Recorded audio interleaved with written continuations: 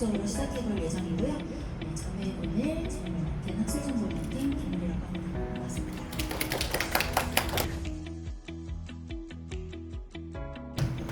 네, 여러분 반갑습니다. 학술정보학 관장을 맡고 있는 연구부의 박현미라고 합니다. 오늘 선생님께서는 어떤 이유를 가지고 호모사피엔스가 이렇게 우주적인 대세가 되고 더구나 이것이 굉장히 발전이 됐다고 생각하시는지 저도 열심히 들어보도록 하겠습니다. 여러분 반갑습니다. 감사합니다.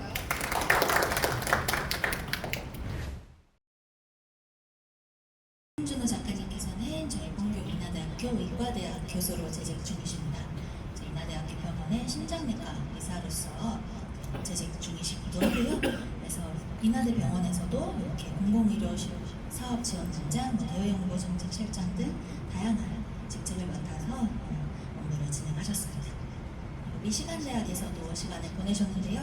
이때 연구를 하시면서 생체 인공 심장에 대해서도 공부를 하셨고, 인류학이라든지 정치학, 인지심리학 등과 같이 다양한 인문 사회 분야에 대해서도 공부를 하셨다고 합니다. 그래서 이것이 사피엔솔로지 저자의 이제 저작을 하는 토대가 또 되어준 것 같습니다. 그리고 저자님께서는 대한신장학회 젊은 연구자상을 수상하시기도 하셨고요. 한국과학기술 우수 논문상을 수상하시는 등 수상 경력도 가지고 계시고 신장학 연구재단 이사도 역임을 하셨습니다. 그래서 이 송준호 작가님께서는 인천일보에 송준호 교수의 진솔한 의학 이야기라는 칼럼도 게재를 하고 계세요. 그래서 굉장히 저도 조금 봤는데 흥미로운 이야기들이 많더라고요. 그 제목만 보셔도 좀 흥미로우실 것 같은데, 밥의 역사, 탄수화물의 이야기, 그리고 무엇이 루즈벨트를 살해했나, 이렇게 조금 쉽게 의학적인 이야기를 접할 수 있는 칼럼들도 게재를 하고 계시고요. 그리고 이 사피엔솔로지라는 저작에 대해서는 이제 독자들 서평 중에서 조금 인상적인 걸 가지고 와봤는데, 상식과 통찰을 접하는 의학 입문서라는 평도 있었고, 사피엔솔로지라는 제목이 방대하고 장엄한 다큐멘터리 한 편을 본 듯 가슴 벅차오르는 심정이었다라는 이러한 평도 있었습니다. 그래서 굉장히 또 흥미롭게 읽을 수 있는 작품이었다는 걸 말씀드리겠습니다.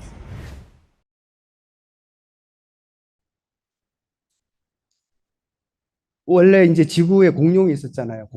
공룡이 언제 없어지고 이제 포유류로 바뀌었냐 하면은 6,500만 년 전에 그 조그만 행성이 하나 멕시코에 가서 부딪혔어요. 그러면서 이제 지구가 흔들리면서 엄청난 이제 겨울이 왔는데, 그때 공룡이 없어지면서 아주 조그만 포유류들이 그때부터 자기 세상을 만난 거예요. 그게 이제 그 포유류들이 막 활동을 하기 시작하고 공룡은 멸종을 하고 그러고 있다가 한 6,500만 년 전이 되니까 그 조그만 포유류 중에서 그 대형 유인원이 생긴 거예요. 조금 큰 원숭이들이 생기기 시작했어요.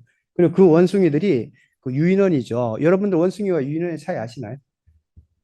유인원은 꼬리가 없고 원숭이는 꼬리가 있어요. 그래서 꼬리가 있으면 이건 원숭이고, 꼬리가 없는 뭐 침팬지나 고릴라 이런 거는 유인원인데, 그런 유인원들이 지구의 곳곳에 살았는데 한 3천만 년 전에 그 지구 온도가 지금처럼 떨어지면서, 옛날에는 북극도 남극도 굉장히 더운 열대 지방 같이 그랬었는데, 그게 이제 줄어들면서 이렇게 적도로 유인원들이 몰려 살기 시작한 거예요. 우리의 이제 선조들이죠. 근데 그게 이제 한 3천만 년 전 때부터 뭐가 생기냐면, 이 아프리카에 그 이 대륙이 올라오기 시작했어요. 이 열대판이 서로 부딪히면서 지진대가 만들어지고 하면서 동아시아 열곡이라는 게 생기기 시작했어요. 이게 이제 원래 지능이라는 게 동물들도 다 있어요. 사회적 지능, 뭐 자연사 지능, 기술 지능 그래가지고 말하자면은 고릴라 침팬지도 서열이 딱 있습니다. 그래서 덤빌 거 안 덤빌 거 다 구별할 줄 알고 그런 사회적 지능이 있고, 또 자연사 지능도 있어요. 예를 들어서 뭐 하이에나 같은 경우는 저기 새들이 막 떠 있으면 거기 이제 내가 먹을 먹이들이 감이 있다 이런 걸 다 알고, 또 겨울이 되면 눈이 온다 이런 건 다 알아요. 그다음에 기술 지능, 뭐 예를 들어 비버가 댐 같은 걸 잘 만들잖아요.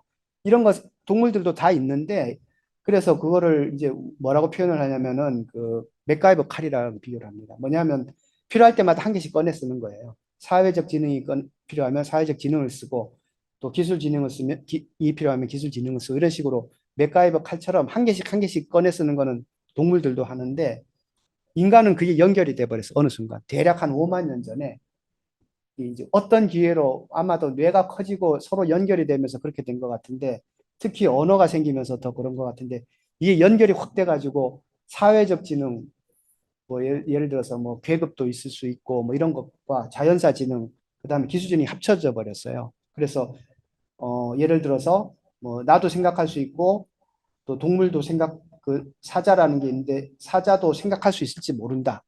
그리고 사자가 생각할 수 있는 거를 이제 깎아내기도 하고, 그다음에 내가 이렇게 그리는 거를 다른 사람한테 이렇게 깎아내면 된다. 이런 식으로 해서 지능이 연결된 겁니다. 그리고 가장 최근에는 이렇게 사람 머리에 전극을 심진 않았지만 이런 걸 뒤집어 쓰고 이걸로 해서 두 사람이 테트리스를 공동으로 성공시키는 연구도 했어요. 이건 뭐냐면 이런 걸 갖고 사람들이 이제 서로 소통을 할 수 있다는 거예요. 지금은 우리가 핸드폰에 카카오톡을 하잖아요.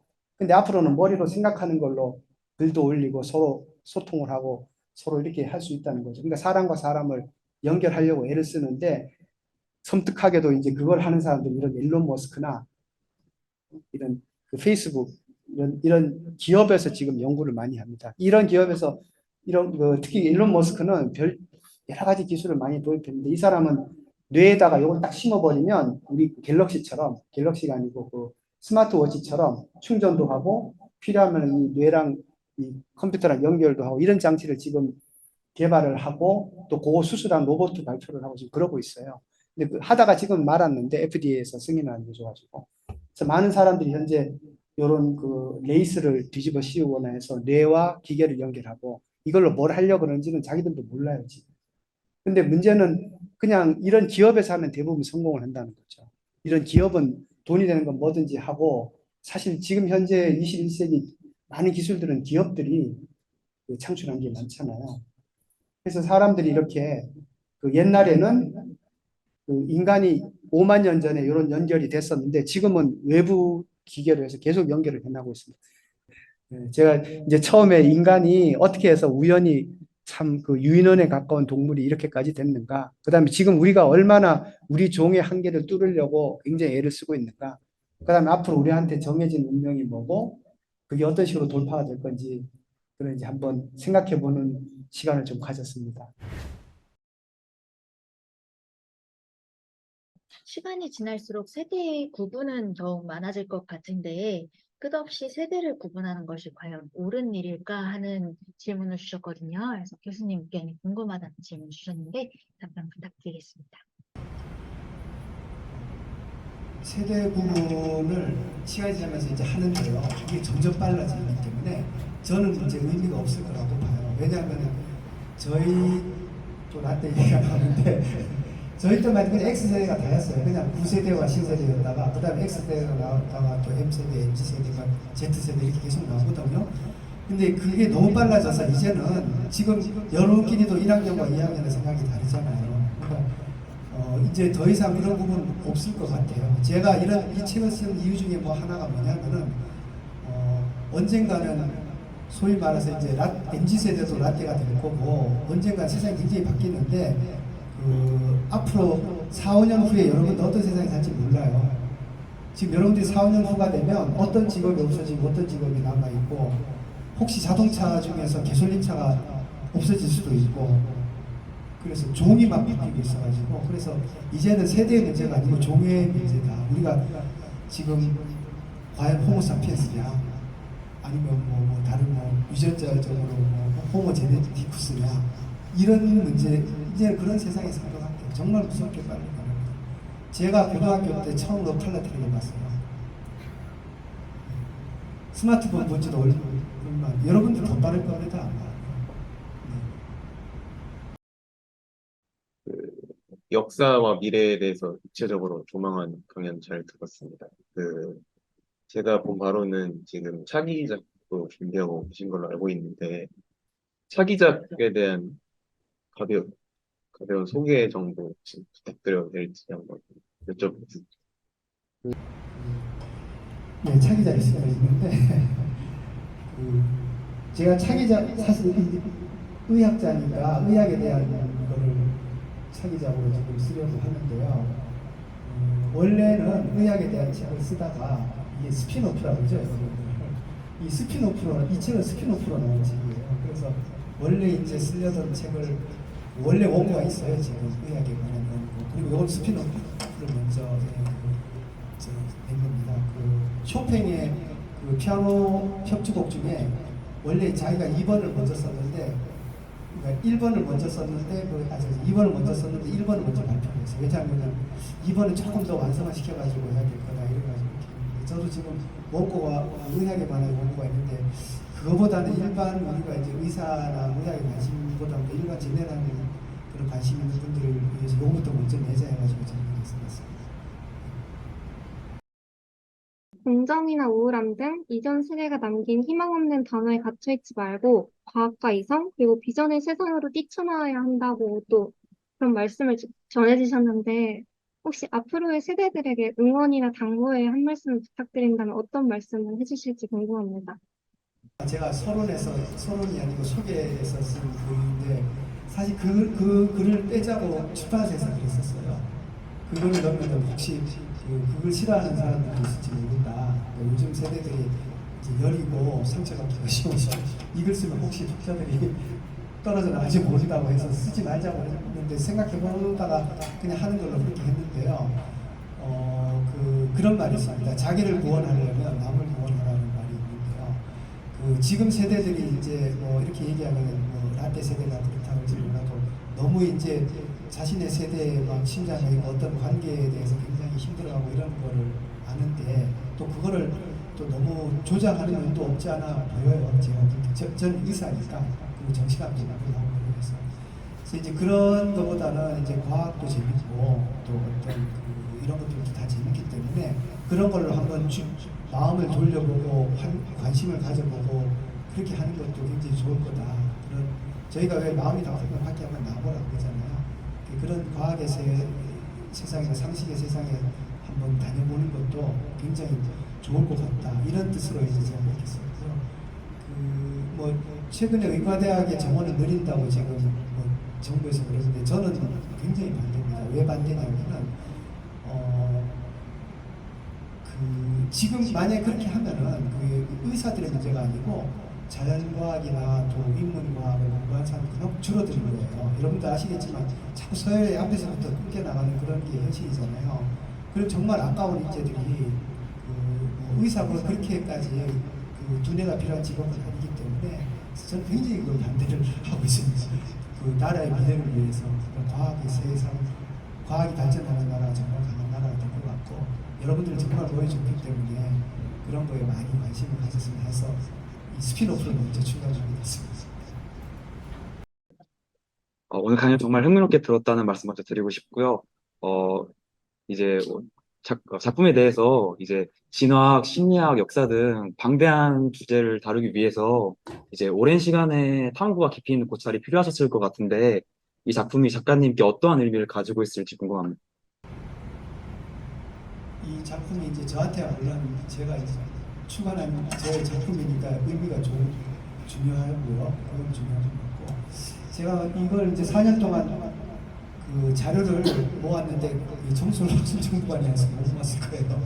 제가 정말로 감사를 드려요. 여기서 책을 일주일에 몇 번씩 우리 병원에 이제 파견 나와 있는 직원이 아주 저한테 이제 갖다 주기도 하고 모았어요. 그런데 이제 이거를 4년 동안 이렇게 자료를 모으는 건 거의 제가 이 정도 하겠다 싶을 정도로 모았는데 그게 힘들 것 같아도 왜 재밌냐면은 제 아이도 지금 대학생이거든요. 그러니까 이게 아빠가 생각할 때 이런 걸 알아야겠으면 좋겠다 하는 막 그런 게 너무 강해가지고 사실은 제 딸이 둘인데 우리 애들이 읽었으면 하는 그게 막 생겨가지고 열심히 이 책을 썼습니다. 뭐냐면 이 책을 제가 뭐 써서 뭐 이게 손준호가 썼다 이런 게 중요한 게 아니라 그냥 젊은 학생들 굉장히 많이 읽으면서 좀 뭔가 이런 세상에 제가 옛날에 코스모스를 보면서 읽으면서 막 꿈을 키웠던 것처럼 그런 거를 좀 만들었으면 좋겠어요. 막상 책을 만들고 보니까 이 책은 누가 많이 읽냐면 50대 50대 40대가 많이 읽어요. 그리고 학생들도 좀 읽기는 읽는데 저는 50대 40대보다도 지금 인문계 학생들, 군대 학생들, 자연대 학생들이 좀 읽었으면 그게 좀 꿈이고 하여튼 제가 알고 있는 걸 뭔가 이렇게 남겨놓고 좀 전해주고 싶고 이것도 한 5년이 지나면은 또 세상이 바뀌면은 또 별로 재미없는 책이 될지도 모르겠다는 생각이 듭니다. 이런 책을 또 여러분들은 쓰시고 있으면 좋겠습니다.